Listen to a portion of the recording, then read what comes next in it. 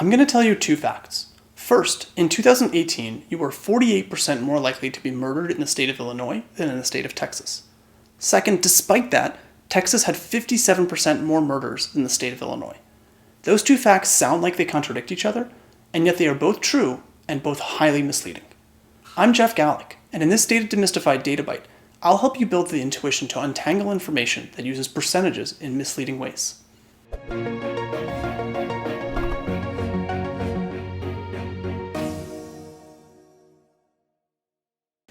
All around us, we are given information that compares things. COVID-19 cases are up by 10%. 1.2 million more people filed for unemployment.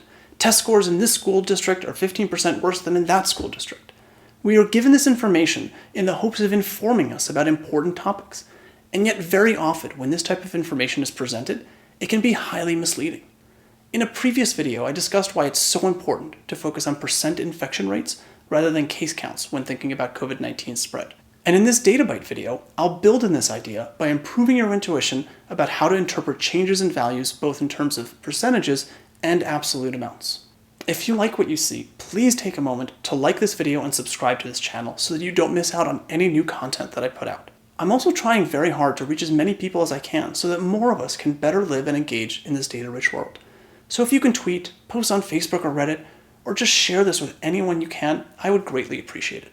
With that, let's get into the intuition behind changes in values. Before we explore why those first two facts were both true and also very misleading, we need to take a big step back and think about something very fundamental: how to compare values. We'll do that by abstracting away from reality for a moment, as doing so often helps build the intuition we need when we return back to more real-world situations. I want to start by figuring out why saying that you were 48% more likely to be murdered in Illinois than in Texas is true, but is also very misleading. To do that, think about this really simple example involving my friend, the box. If we start with just one box and then give him a friend, we've increased the number of boxes by 100%. But if we instead start with 100 boxes and add that same single friend, we've only increased the number of boxes by 1%. The exact same change in absolute value, just one extra box, has a massively different effect on the percentage change in the total number of boxes. This is a really critical idea to try and intuitively understand. Percent changes entirely depend on where we're starting from. If we start with larger values, those same absolute changes result in tiny changes in terms of percentages. So what does this have to do with murder rates? Let's take a look at how likely someone is to be murdered in both Illinois and Texas. The common way that this is done by agencies like the US Centers for Disease Control, where these data actually come from, is to say how many murders are there for every 100,000 people. If we now look at this value, we see that in Texas, for every 100,000 people, there are 5.4 murders, and in Illinois, for every 100,000 people, there are 8 murders. So if we compare the numbers 5.4 and 8, we can see that 8 is 2.6 points higher than 5.4, which translates into being 48% larger. A 48% difference is true, but is it useful information? I think it's a lot less useful than you might think. That's an absolutely tiny difference in terms of actual death likelihood. Let me rewrite this for you so it's in terms of percentages rather than deaths per 100,000. In Illinois, the likelihood of having been murdered as your cause of death is 0.0054%. And in Texas, it's 0.008%. Could this difference be meaningful in some way? Sure. Is it nearly as eye-catching as 48% difference in murder rates? Not at all. At the end of the day, we do care a lot about why people die. And that's in large part because we need to be able to allocate resources where they are needed. Making a big deal about this tiny difference would go against that goal. To make this even clearer, instead of looking at murders, which to be clear are super uncommon and represent only 0.6% of all deaths in the entire United States, let's look at deaths from heart disease, which sadly are very common and represent about 23% of all deaths in the United States. We can again compare our two states to see how likely someone is to die of heart disease. For Illinois, that rate is 170 per 100,000. And for Texas, it's 164 per 100,000. That's a 6-point difference between them. A much larger difference than for murder rates in terms of points per 100,000. But in terms of percentages, that 6 points only represents a 3.6% greater chance of dying from heart disease in Illinois than in Texas. In other words, because we're starting from a bigger number, 164 rather than 5.4, the percent change that corresponds with a pretty tiny actual change differs dramatically. Whenever you see changes represented in terms of percentages, remember our friends the squares. When we have a small number, it's easy to show a huge percent difference when the actual differences are really pretty small. So now let's look at the other misleading fact that I started with, that Texas had 57% more murders than the state of Illinois. This one is also true and also very misleading.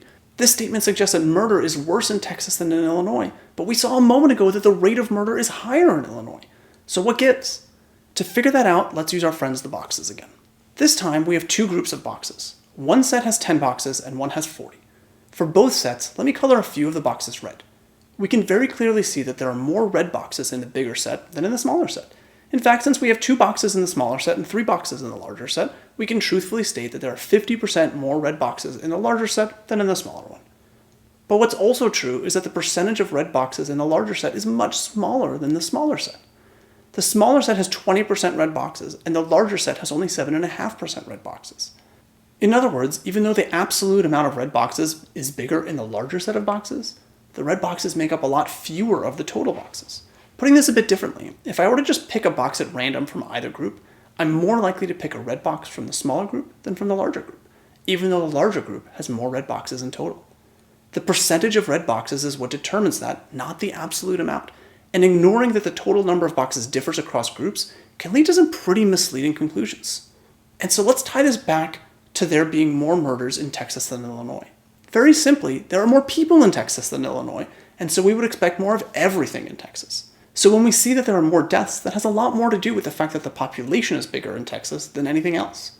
Like with our boxes, if I had to guess a person's cause of death, I'd be slightly more right to guess that they were murdered in Illinois than in Texas, even though there were actually more murders in Texas. The rate of death matters a lot more than the absolute amount when assessing how common something is, and ignoring the differences in baseline size, like the size of the population of our 2 states, can mask very important differences. That's also why we can have both facts existing at the same time. There can be more total murders in Texas than Illinois because Texas has more people, and at the same time the rate of murders can be higher in Illinois, though not really all that much higher as we saw earlier. And if you think that this type of misleading use of percentages is limited to comparing Texas and Illinois homicide rates, here are just a few more examples for you. Apparently, if you skip breakfast, your risk of dying from heart disease nearly doubles. Except that it only goes up by about 0.09% when you consider that most people aren't going to die of heart disease anytime soon. This is a classic example of using a tiny base value and claiming huge percentage differences. Also, apparently, eating more fiber reduces women's risk of breast cancer by 24%, except that actually translates to just a change in about 0.2 points reduction in breast cancer risk. Again, this all stems from showing tiny changes for things that happen very infrequently. Finally, in case you think this is only about medical issues, apparently being on a cruise ship makes you nearly impervious to sexual assault as compared to being on land. Except that the statistic used to report this completely ignores that people spend a whole lot less time on cruise ships than they do on land. In other words, they're comparing 2 totally different sized estimates. These are just a few examples, but the list goes on and on. Misleading information citing percentages is everywhere. The point of all this is to say that when considering changes or comparisons using percentages, be very mindful of how they are presented. What I hope you see is that this is all just a recipe for how to think about percentages and how they're represented in the world. When percentages are used, first make sure that you understand what the context is.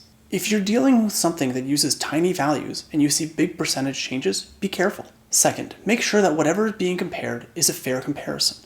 If you're dealing with 2 wildly different groups, comparing absolute values like with our boxes and homicides is simply not that useful in a whole lot of cases. There are other ways that percentages can be misleading, like the fact that increases and decreases in percentages aren't symmetric, and negative values can make percent changes seem different from what they actually are. If you would find a discussion of this interesting, post a comment below and let me know. More generally, if you found this interesting, please take a moment to like the video and subscribe to this channel. Also, if there are other topics in the world that involve data and you want to get a better intuitive understanding of them, leave a comment below and I'll do my best to create content meant just for you, my viewers.